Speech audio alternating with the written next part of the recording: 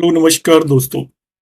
मैं आपका astrology friend doctor Mahesh Joshi फिर एक बार स्वागत करता हूं डिविजनल चार्ट सीरीज के अंदर।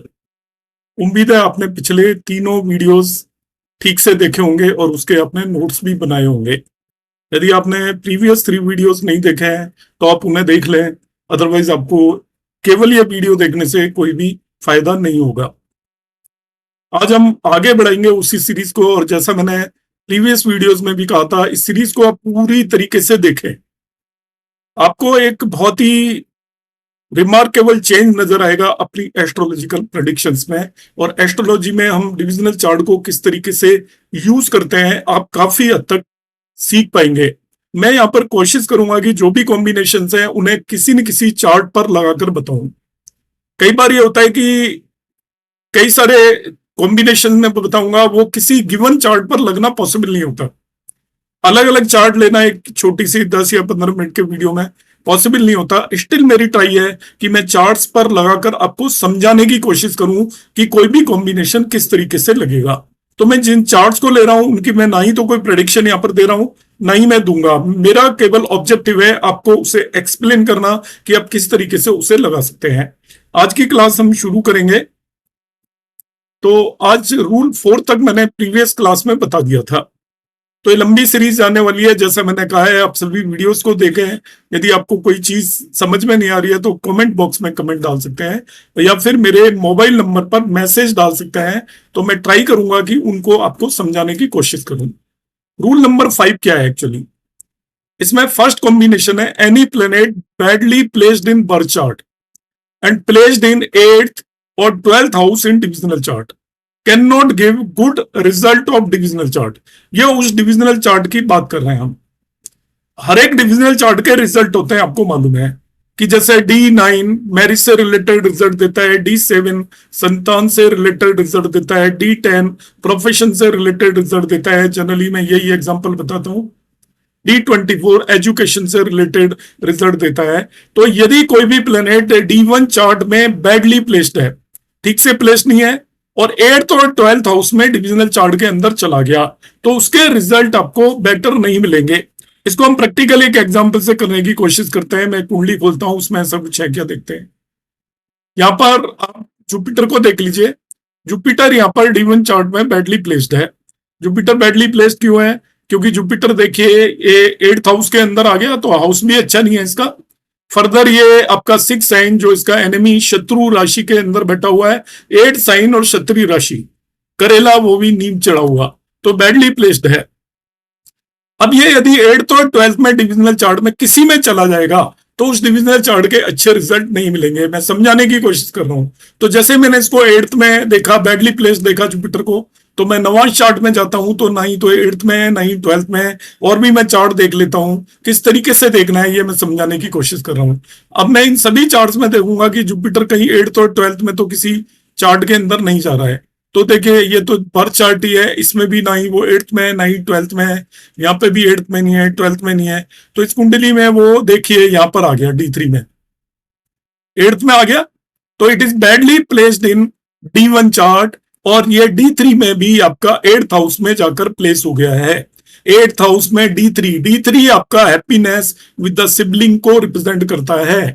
इसका मतलब इस पर्टिकुलर नेटिव को हैप्पीनेस इन सिबलिंग से रिलेटेड अच्छे रिजल्ट नहीं मिलेंगे, छोटे बहन भाइयों से रिलेटेड अच्छे रिजल्ट नहीं मिलेंगे, ये हम प्रेडिक्ट कर सकते हैं। तो इतनी ब्यूटी है डिविजनल चार्ट को यदि हम ठीक से पढ़ना जानते हैं। हमने देखा कि D1 चार्ट में जो प्लेनेट अच्छे से प्लेस नहीं है उसको हमने उठाकर देखा डिविजनल चार्ट में। जिस भी डिविजनल चार्ट में वो 8th या 12th में चला जाएगा तो उससे रिलेटेड बेटर रिजल्ट नहीं मिलेंगे। और भी किसी में हो सकता है ये 8th या 12th में, आप देखिए D7 में भी है, 12th में आ गया ये।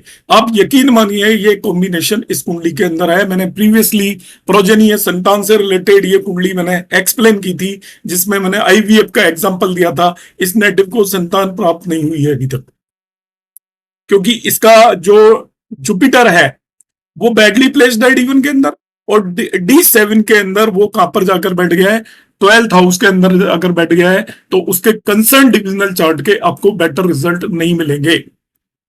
फर्दर और एक कॉम्बिनेशन हम देखते हैं उसी कुंडली के अंदर। मैं बर्थ चार्ट को इसकी को देखता हूं फिर से। मार्स भी बैडली प्लेस्ड है यहाँ पर। मार्स बैडली प्लेस्ड कैसे है? पहली बात तो वो नीच का होकर बैठा हुआ है और छठे भाव के अंदर भी आकर बैठ गया। So Mars is also badly placed. हम देखते हैं किसी के 8th या 12th हाउस में मार्स है क्या किसी डिविजनल चार्ट में। तो यहाँ पर मैं डिविजनल चार्ट देखता जा रहा हूँ, 8th और 12th में मुझे कहीं नजर नहीं आ रहा। इस पर्टिकुलर D20 चार्ट के अंदर 12th हाउस के अंदर आ गया। D20 चार्ट को हम देखते हैं स्पिरिचुअल प्रोग्रेस के लिए, जो धर्म के प्रति हमारी रुचि है, जानकारी है, आध्यात्मिक जानकारी के लिए होता है। तो ये 12th हाउस में आ गया तो ये इनकी आध्यात्मिक जानकारी में सफर करेंगे, इनकी आध्यात्मिक जानकारी उतनी बेटर नहीं होगी, इस तरीके से हम प्रेडिक्ट कर पाएंगे। और किसी भी कुंडलियों में ये सभी डिविजनल चार्ट यहाँ पर हैं, मैं इन सभी में यहाँ पर लगा के देख रहा हूं। ये देखिए D2 चार्ट जो कि आपके वेल्थ के लिए देखा जाता है। तो D2 चार्ट वेल्थ के लिए देखा जाता है, पर ये इसके अंदर मार्स यहाँ पर बैठा हुआ है। ये डिफरेंट टाइप का D2 चार्ट है, तो इसको मैं यहाँ पे कंसीडर नहीं कर रहा हूं। मैंने लिया जरूर है, तो ये डिफरेंट टाइप का है, इसलिए यहाँ पर मैं इसको एक्सप्लेन नहीं कर रहा हूं। और कोई डिविजनल चार्ट में नजर आएगा क्या? मैं केवल देखने के पर्पज से यहाँ पे आपको बता रहा हूँ कि मार्स यदि 8th या 12th में और किसी भी डिविजनल चार्ट में, वो मुझे एक बार यहाँ पर फिर नजर आ रहा है D4 के अंदर। और D4 डेस्टिनी को रिप्रेजेंट करता है। तो डेस्टिनी से या भाग्य से रिलेटेड बेटर रिजल्ट नहीं आएंगे। वैसे व्हीकल वगैरह के लिए भी देखते हैं, चौथे हाउस को भी देखा जाता है। इससे डिफरेंट टाइप का एक्चुअली है। जो हमारा हम पाराशरी में यूज करते हैं वो वाला D4 नहीं है, ये डिफरेंट टाइप का D4 है। तो इसको मैं छोड़ देता हूं यहाँ पर। अब मैं और कॉम्बिनेशन की बात करूंगा। ये कॉम्बिनेशन मैंने आपको एक्सप्लेन किया, डिफरेंट कॉम्बिनेशन की हम बात करते हैं। देखिए combination number 2 in this rule 5 में, any planet placed in 8th house of D1 and D9 and become lugn lord of any divisional chart, then auspicious result of that divisional chart are not felt। Combination क्या है कि आपका D1 या D9 के 8वें भाव के अंदर कोई प्लेनेट बैठा है और वो किसी डिविजनल चार्ट का लग्न लॉर्ड हो जाता है, लग्नेश बन जाता है, तो वो पर्टिकुलर जो डिविजनल चार्ट है जिसका लग्न लॉर्ड उस पर्टिकुलर डिविजनल चार्ट से रिलेटेड जो भी रिजल्ट उस डिविजनल चार्ट में देने होते हैं वो आपको बेटर नहीं मिलेंगे। मतलब जैसे D7 का लग्न लॉर्ड बन गया तो संतान से रिलेटेड प्रॉब्लम आएगी। D10 का लग्न लॉर्ड बन गया तो प्रोफेशन से रिलेटेड प्रॉब्लम आएगी। D12 का लग्न लॉर्ड बन गया तो आपको पेरेंट्स से रिलेटेड प्रॉब्लम आएगी। D16 का लग्न लॉर्ड बन गया तो व्हीकल से रिलेटेड प्रॉब्लम आएगी। इस तरीके से एनालाइज करेंगे। सूत्र को मैं फिर से बोल रहा हूं, any planet placed in 8th house of D1 and D9 and if it becomes लग्न lord of any of the divisional chart. पिछले ही कुंडली में हम देखते हैं क्या कुछ ऐसा हो रखा है क्या। तो देखिए ये जुपिटर नेचुरली बैठा हुआ है, मरकरी और मार्स ये 3 प्लेनेट बैठे हुए हैं। अब हम देखते हैं कि जुपिटर, मरकरी या मार्स इनके किसी डिविजनल चार्ट के लग्न लॉर्ड बन रहे हैं क्या। तो हम डिविजनल चार्ट में चले जाते हैं। देखिए जुपिटर, मरकरी, मार्स, इसका भी नहीं बन रहा, इसका जुपिटर बन रहा है। देखिए जुपिटर बन रहा है तो इसको D9 से रिलेटेड बेटर रिजल्ट मिलने की पॉसिबिलिटी काफी कम है। D10 में ना ही जुपिटर बन रहा है लग्न लॉर्ड, या ना ही मरकरी है, ना ही मार्स है, इसमें भी नहीं है। इसके अंदर फिर बन रहा है D27 में। ये पर्सन की स्ट्रेंथ को डिफाइन करता है, तो इसमें स्ट्रेंथ कम होगी इस पर्टिकुलर पर्सन में, हम ऐसा कहेंगे। D7 में देखिए यहाँ पर मरकरी इसका लग्न लॉर्ड बन रहा है, तो मरकरी लग्न लॉर्ड बन रहा है जो कि इसके नवांश में 8th हाउस के अंदर प्लेस्ड है। यहाँ पर नवांश में 8th हाउस के अंदर प्लेस्ड है, तो इसको अभी मैंने एक्सप्लेन किया था इसी कुंडली में। जुपिटर भी इंडिकेट कर रहा है कि संतान से रिलेटेड इसको बेटर रिजल्ट नहीं मिलेंगे, उसी को देखिए यहां पर आकर कंफर्म कर रहे हैं। ये कॉम्बिनेशन भी उसी चीज को कंफर्म कर रहा है। इसी तरीके से यहां पे देखिए ड्रैकेना का मैंने अभी बताया था, वो उसी को ये कंफर्म करना है। कितनी कोरिलेशन है आप देखिए, क्योंकि इसका भी लग्न लॉर्ड जुपिटर है, वो सॉरी मरकरी है D3 का, तो इसको भाई बहनों से रिलेटेड भी बेटर रिजल्ट नहीं मिलेंगे। तो इस तरीके से हम इस कॉम्बिनेशन को भी देख सकते हैं। तो मैंने फर्स्ट 2 कॉम्बिनेशन आपको एक्सप्लेन करने की कोशिश की है इसको डिविजनल चार्ट देखने की सीरीज में। अब मैं नेक्स्ट कॉम्बिनेशन की यहां पर बात करूंगा, तीसरे की। तो पहला कॉम्बिनेशन मैं रिपीट कर देता हूं, एनी प्लेनेट बैडली प्लेस्ड, यदि एफ्लिक्टेड हो, पीड़ित हो D1 चार्ट के अंदर, और वो यदि डिविजनल चार्ट के 8वें या 12वें भाव में जाकर बैठ जाए तो वो उस डिविजनल चार्ट से रिलेटेड अच्छे रिजल्ट नहीं मिलेंगे। दूसरा कॉम्बिनेशन बताया था, कोई भी प्लेनेट यदि D1 और D9 के 8वें भाव में बैठा है और वो किसी और डिविजनल चार्ट का लग्न लॉर्ड बन जाता है तो उस डिविजनल चार्ट से रिलेटेड आपको बेटर रिजल्ट नहीं मिलेंगे। तीसरे कॉम्बिनेशन की बात करता हूं, a planet who is defeated in planetary war और इज कम्बस्ट प्लेनेटरी वॉर क्या होती है? जब भी दो प्लेनेट एक साथ युति में हो, एक ही राशि में हो और उन दोनों के बीच में 1 डिग्री से कम का डिफरेंस हो, तो वो प्लेनेटरी वॉर में होते हैं। तो जिसकी डिग्री कम होती है वो विन करता है, जिसकी डिग्री ज्यादा होती है वो लूज करता है। तो ये कह रहा है planet who is defeated in planetary war और कंबस्ट, जो सूर्य के नजदीक आ जाता है वो प्लेनेट अस्त या कंबस्ट होता है। Can not give good result in divisional chart even when it is well placed. It's placement in 6, 8 and 12th house in divisional chart is worst. मतलब यदि वो कंबस्ट है और प्लेनेटरी वॉर में है, आपका लूज कर चुका है D1 चार्ट के अंदर, तो जिस भी डिविजनल चार्ट में जाएगा तो उस डिविजनल चार्ट के अंदर उसको जो रिजल्ट देने की जिम्मेवारी है वो बेटर रिजल्ट नहीं दे पाएगा। और यदि छठे, 8वें और 12वें भाव के अंदर चला जाता है तो उस पर्टिकुलर डिवीजन से रिलेटेड आपको बहुत खराब रिजल्ट वो देगा। तो इसको भी हम समझने की कोशिश करते हैं उसी एक कुंडली पर जो अभी हमने लगाई थी। देखते हैं, इसको हम लगाने की कोशिश करते हैं उसी कुंडली पर, कहीं ये कॉम्बिनेशन बढ़ता है क्या, कि इसके लिए कंबस्ट प्लैनेट होना चाहिए या प्लैनेटरी वॉर वाला प्लैनेट होना चाहिए। तो इसके हम ओरिजिनल चार्ट पर आते हैं। देखिए, कंबस्ट तभी होता है सन के साथ कंजक्टेड हो। तो यहाँ पे मरकरी कंबस्ट है, देख लीजिए। और प्लेनेटरी वॉर में दो प्लेनेट तभी होते हैं जब वो दोनों से 1 डिग्री के डिफरेंस पे हो। तो यहाँ पे देखते हैं कि पहले तो कंजंक्शन कहाँ पे हो रखा है। ये कंजंक्शन आपका, इसमें कहीं कंजंक्शन केवल यही है और इसमें प्लेनेटरी वॉर नहीं है। कहीं भी दो युति में हो प्लेनेट तभी कंजंक्शन होता है, और कोई युति इस कुंडली में है नहीं, किन्हीं भी दो प्लेनेट की। तो यहाँ पर एक कॉम्बिनेशन है, मरकरी एक्चुअली यहाँ पे कंबस्ट है। तो मरकरी कंसिस्टेंटली आ रहा है डिविजनल चार्ट में प्रॉब्लम करता हुआ, आपने देखा था प्रीवियस 2 केसेस में। अब नवांश के अंदर हम देखेंगे मरकरी कहां पर प्लेस्ड है। नवांश के अंदर मरकरी प्लेस्ड है 8वें भाव के अंदर। तो 8th हाउस से रिलेटेड D9 के इसको बेटर रिजल्ट नहीं मिलेंगे मरकरी के। तो मरकरी क्योंकि 8th हाउस के अंदर बैठा हुआ है तो मरकरी D9 चार्ट के बेटर रिजल्ट नहीं देगा, क्योंकि 8th हाउस में भी आ गया है। देखिए, दोनों कॉम्बिनेशन बता रहे हैं। क्या बता रहा है? A planet who is defeated in planetary war और कंबस्ट। तो एक कंबस्ट है, can not give good result in divisional chart even when it is well placed. It's placement in 6, 8, 12 house in divisional chart is worst. तो mercury हमने देखा कि combust है, combust होने के साथ साथ वो नवांश के 8th हाउस के अंदर बैठा हुआ है। अब नवांश में इसको किस किस चीज के रिजल्ट देने की जिम्मेवारी है मैं कमिंग वीडियोस में बताऊंगा। फिर अंदाजे से आप देख सकते हो, ये आपका हैप्पीनेस को रिप्रेजेंट करता है, मैरिज की हैप्पीनेस को। 4th लॉर्ड है और 7th लॉर्ड है, तो ये पार्टनरशिप को भी रिप्रेजेंट करता है अपने स्पाउस के साथ। अब ये 8th हाउस में आकर बैठ गया और D1 में कंबस्ट है, तो इन दोनों चीजों से रिलेटेड इसको बेटर रिजल्ट नहीं मिलेंगे। हैप्पीनेस मैरिड लाइफ में उतनी बेटर नहीं होगी और इसके स्पाउस से भी उतने अच्छे रिलेशन होने की पॉसिबिलिटी कम है। और भी हम डिविजनल चार्ट ढूंढते हैं, कहीं है क्या मरकरी। ये तो D9 में तो था ही, यहाँ पर मरकरी आपका इसके अंदर नहीं है। 6, 8, 12 में कहीं पे बैठा हुआ है। देखिए, D60 में बैठा है। D60 को छोड़ देते हैं, उसका एक अलग तरीके से एनालिसिस होता है, तो मैं उसको अभी यहाँ पर कवर नहीं कर रहा हूँ। उसके एनालिसिस के लिए और बहुत सारी चीजों की जरूरत पड़ती है, वो सिंपल एनालिसिस नहीं होता। ये मैं आपको सिंपल एनालिसिस बता रहा हूँ जिससे हमें देखकर पता चल सके मरकरी क्या 6, 8, 12 में किसी में आकर बैठा है क्या। वैसे तो वो हर एक डिविजनल चार्ट में उतने अच्छे रिजल्ट नहीं देगा, मगर किसी में 6, 8, 12 में आकर बैठा है तो उससे रिलेटेड तो आपको बिल्कुल ही खराब रिजल्ट मिलने वाले हैं। यहाँ पर देखिए 6 में आकर बैठ गया D20 में। आपने पहले भी देखा था स्पिरिचुअल प्रोग्रेस में प्रॉब्लम रहेगी इस लेटर के, आध्यात्मिक उसमें स्तर में इसके कमी रहेगी, हम ऐसा प्रेडिक्शन दे सकते हैं। मरकरी 6, 8, 12 में यहाँ इन इन कुंडलियों को मैं छोड़ रहा हूँ। 111 ये फर्दर डिविजन है, तो पाराशरी डिवीजन तक मैंने आपको देखा तो वो केवल D20 चार्ट में आपको ऐसा बता रहा है। अब नेक्स्ट कॉम्बिनेशन की मैं यहां पर बात करूंगा।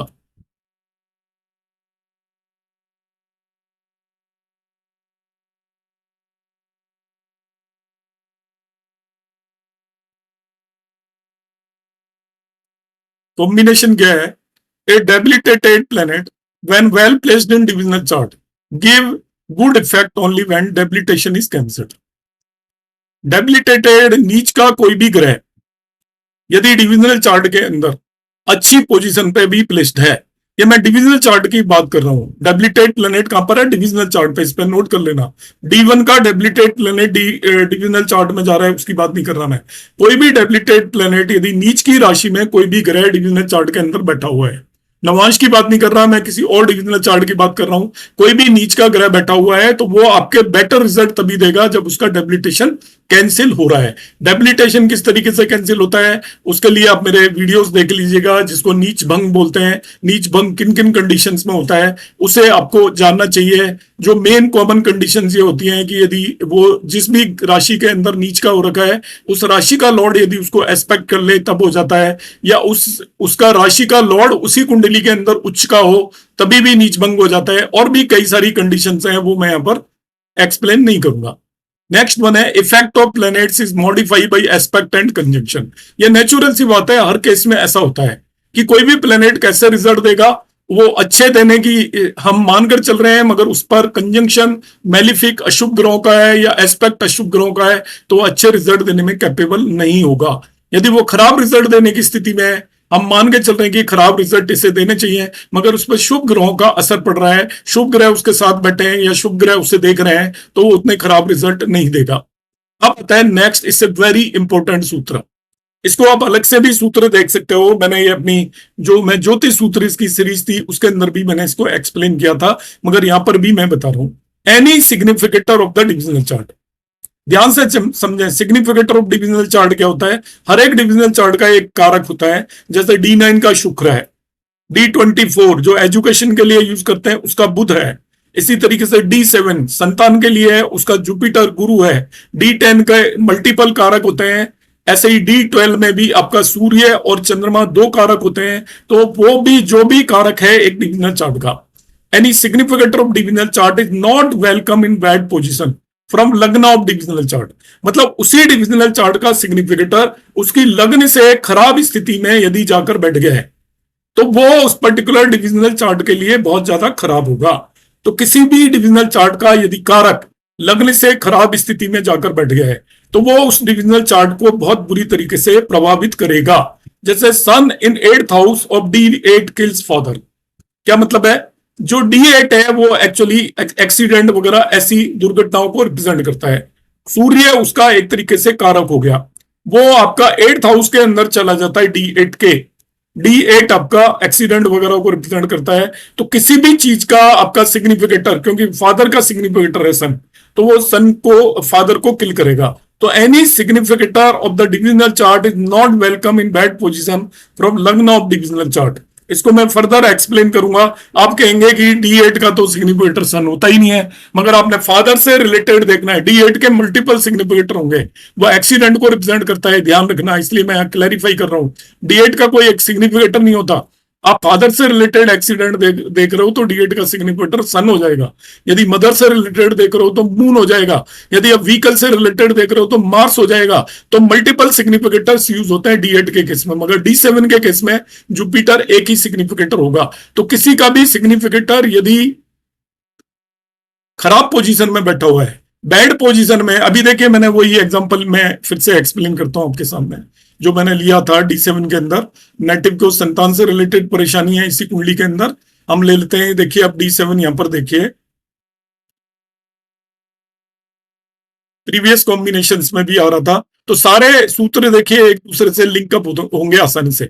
D7 देखिए, इसका सिग्निफिकेटर कौन है, इसका सिग्निफिकेटर जुपिटर है, 12वें भाव के अंदर जाकर बैठ गया। देखिए बैड प्लेस्ड हो गया, अच्छे से प्लेस्ड नहीं है। सैटर्न भी इसको एस्पेक्ट कर रहा है, तो इसको संतान से रिलेटेड प्रॉब्लम है, क्योंकि सिग्निफिकेटर और D7 डिविजनल चार्ट में अच्छे से रखा हुआ नहीं है, तो D7 से रिलेटेड इसे प्रॉब्लम करेगा ही करेगा। दिस इज द सूत्र। तो किसी भी डिवीजन का जो सिग्निफिकेटर है वो यदि वेल प्लेस्ड नहीं है, देखिए मैंने यहां पर कहा भाई बहनों से भी अच्छे रिश्ते नहीं होंगे, तो यहां पर D3 का जो सिग्निफिकेटर है, दृष्टिकोण चार्ट का सिग्निफिकेटर मार्स होता है, तो मार्स भी यहां पर वेल प्लेस्ड नहीं है। ये पहली बात, छठे भाव में प्लेस्ड है और इसको सैटर्न एस्पेक्ट कर रहा है अपनी 10वीं दृष्टि से। तो देखिए D7 में आपको साफ साफ नजर आ रही है चीज। सिमिलरली आपको यहाँ पे भी साफ साफ इसके अंदर भी नजर आ रही है D3 के अंदर। मैंने बाकी जो सूत्र लगाए थे वो भी इन्हीं D7 और D3 में आपको एफ्लिक्शंस बता रहे हैं, तो इसको बेटर रिजल्ट नहीं मिलेंगे। इतनी सारी चीजें हम यहाँ पर देख रहे हैं और वो सारी चीजें एक ही तरीके से यहाँ पर मैच होती हुई आपको नजर आ रही है। अब इसमें मैं लास्ट सूत्र बताऊंगा अभी डिविजनल चार्ट का। ये लंबी सीरीज है, ऐसे 25-30 सूत्र हम यहां पर करने वाले हैं, मगर सभी को आप आराम से समझते जाएं। प्लेनेट इन 3rd और 8th house are death like planets for divisional chart. In D9 it is for spouse, in D10 it is for profession etcetera. मतलब क्या है कि जो तीसरे और आठवें भाव में किसी भी डिवीजन के में जो प्लेनेट होते हैं उस पर्टिकुलर डिवीजन से रिलेटेड सिग्निफिकेशंस को खत्म करने की कोशिश करते हैं। आप ये मानकर चले, आपको यदि जॉब से रिलेटेड मैं सूत्र बता रहा हूं, इसको नोट कर लीजिएगा, आपको कहीं नहीं मिलेगा सेपरेटली। जॉब से रिलेटेड आपको देखना है कौन किल करने वाला है जॉब को, कौन परेशानी करने वाला है, आपके जॉब को कौन खत्म करेगा। तो थर्ड और एट्थ हाउस के अंदर प्लेनेट देख लीजिएगा, जो भी प्लेनेट है आपके जॉब के लिए वो एक तरीके से मौत लेकर आए हैं, उसको एंड कर देंगे। ऐसे ही आपकी मैरिड लाइफ के अंदर कौन प्रॉब्लम करेगा। आप नवांश के तीसरे और आठवें भाव में बैठे हुए प्लेनेट को पकड़ लीजिए। एक्चुअली तीसरा और आठवां भाव आयु भाव होता है। अब मैं डिविजनल चार्ट में जाऊंगा तो उसकी आयु को कौन रिप्रेजेंट करेगा, तीसरा और आठवां भाव। तो तीसरे और आठवें भाव के अंदर डिविजनल चार्ट में जो प्लेनेट बैठे हैं वो पर्टिकुलर प्लेनेट उस पर्टिकुलर डिवीजन की आयु को समाप्त करने में कैपेबल होंगे। तो यहां पर इस सूत्र को भी मैं आपके सामने लगाकर देखता हूं।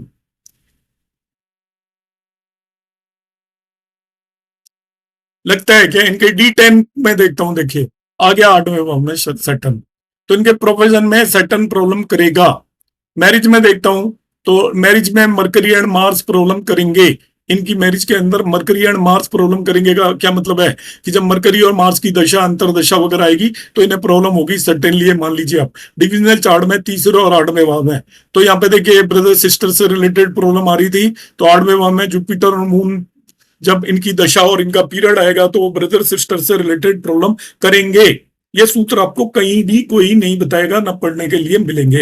ये प्योरली रिसर्च बेस्ड और क्लासिक्स पे बेस्ड सूत्र हैं। अब आपको देखना है कि इस पर्टिकुलर नेटिव की मैरिड लाइफ में कब प्रॉब्लम आएगी। तो देखिए कितना जबरदस्त सूत्र है। आप इसके D9 चार्ट में चले जाइए, तीसरे आठवें भाव के अंदर जो प्लेनेट बैठे हैं मरकरी और मार्स में, आप कह दीजिएगा इनका सब पीरियड या पीरियड आए तो बी केयरफुल, आपको दिक्कत आएंगी, इन्हें दिक्कत आएगी। और भी कॉम्बिनेशन देखिए D9 में प्रॉब्लम्स बता रहे हैं, और भी कॉम्बिनेशंस इनके D7 के अंदर प्रॉब्लम बता रहे हैं। यहाँ पर D7 में मगर ये कॉम्बिनेशन नहीं है, D3 में प्रॉब्लम बता रहे हैं। तो जुपिटर और मून के केस में इनको प्रॉब्लम आ सकती है।